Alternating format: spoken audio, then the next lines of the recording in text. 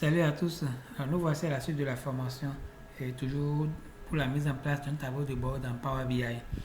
Pour la vidéo précédente, on a vu comment ajouter un segment à votre rapport pour pouvoir faire les différents filtrages.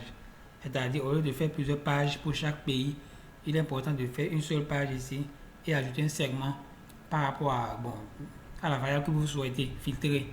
Ici maintenant, nous allons faire notre filtrage sur la variable pays. Donc, on a regroupé les pays, on a fait créer un nouveau groupe. Vous pouvez le faire aussi compte tenu des données que vous avez. Vous pouvez voir comment vous pouvez créer des groupes pour pouvoir faire des filtrages sur votre rapport.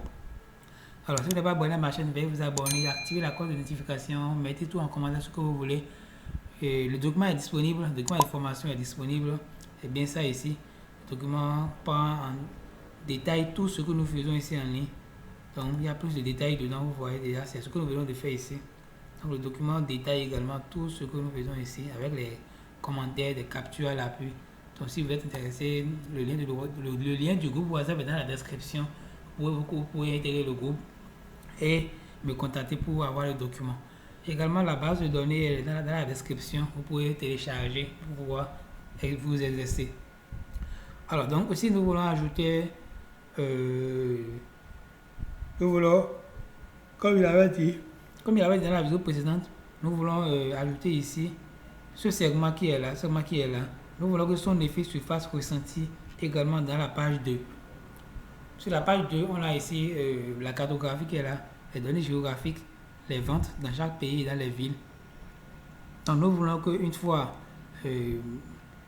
ici, le pays sélectionné, le marché, comme le marché américain, vous voyez qu'il y a des mouvements dans la page 1 et dans la page 2, non. Donc, supposons qu'on avait plusieurs pages, jusqu'à environ 5 pages de rapport, et que nous voulons, si l'individu vient ici et pour le marché américain, pour tout le reste, pour toutes les autres pages, que ça lui affiche uniquement les données sur le marché américain. Donc, pour le faire, il suffit de venir simplement dans le menu affichage, afficher, et vous venez ici, synchroniser les segments. Donc on appuie sur synchroniser les segments. Vous voyez, il y a un champ qui est affiché ici.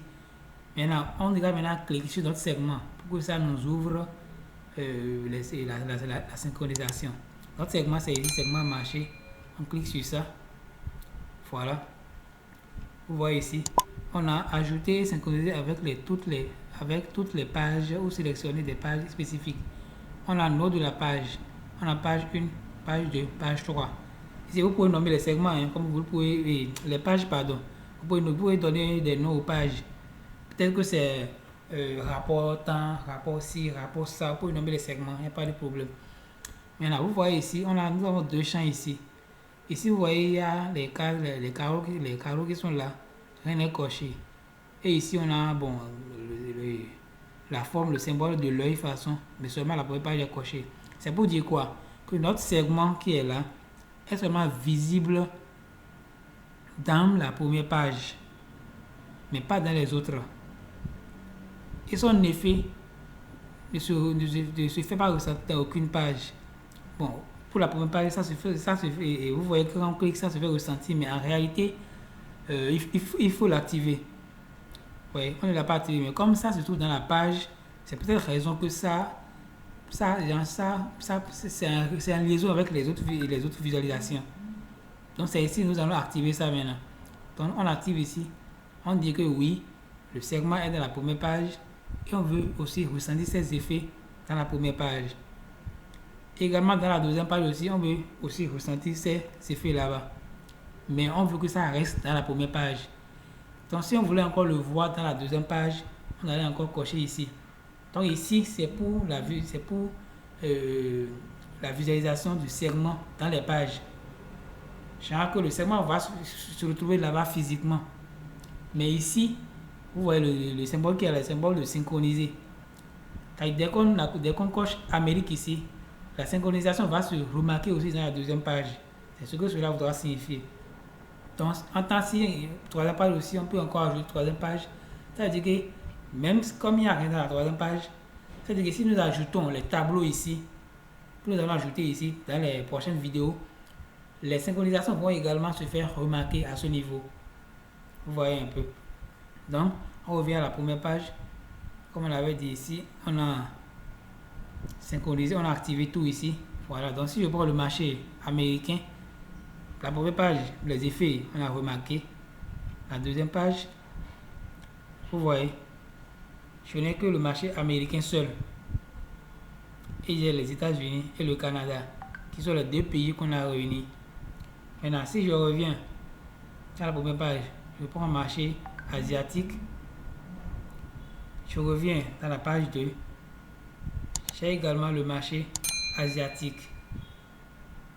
Et c'était bien la Chine et le Japon qu'on avait mis ensemble. Voilà le Japon et la Chine. Mais voilà les quantités vendues. Là, on voit qu'il y a plus de ventes en Chine qu'en Japon. Qu'au Japon. Ici, c'est 824 quantités vendues.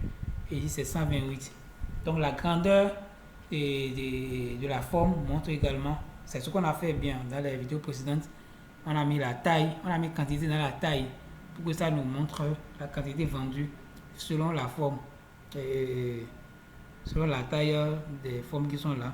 Si on revient ici et on prend le marché européen, on revient dans la visualisation, dans la page 2, on a uniquement le marché européen.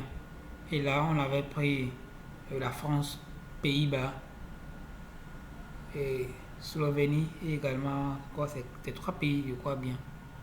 Si on revient encore dans la page 1 et on prend le dernier marché qui est Scandinavie, on revient ici. On voit également, voilà, la Norvège, Suède, Finlande, les 3 pays qu'on a réunis là-bas. Voilà les quantités vendues également. Ça, c'est la Norvège, la Norvège qui est 10 quantités vendues. Si nous avons Suède qui est 96 et la Finlande ici qui est de 110. Donc voilà un peu comment connecter vos segments avec vos rapports. Si vous avez 2, 3, 4 rapports dans différentes pages, donc voilà comment vous pouvez désormais connecter vos segments avec les différents rapports. Pour la prochaine vidéo, nous allons voir un peu comment faire les tableaux, comme je l'avais annoncé dans la vidéo précédente, comment faire les tableaux simples, les tableaux croisés, et également d'autres trucs, d'autres outils très très avancés. Donc n'hésitez pas à aller jusqu'à la fin de la vidéo, jusqu'à la fin de la formation, pour être quand même capable de mettre en place un rapport interactif dynamique, un rapport interactif très intéressant, puisque c'est ça, il est question dans la formation. C'est qu'à la fin de la formation, chacun d'entre vous doit être quand même capable de produire un rapport très joli. Voilà, donc on se dit à la prochaine.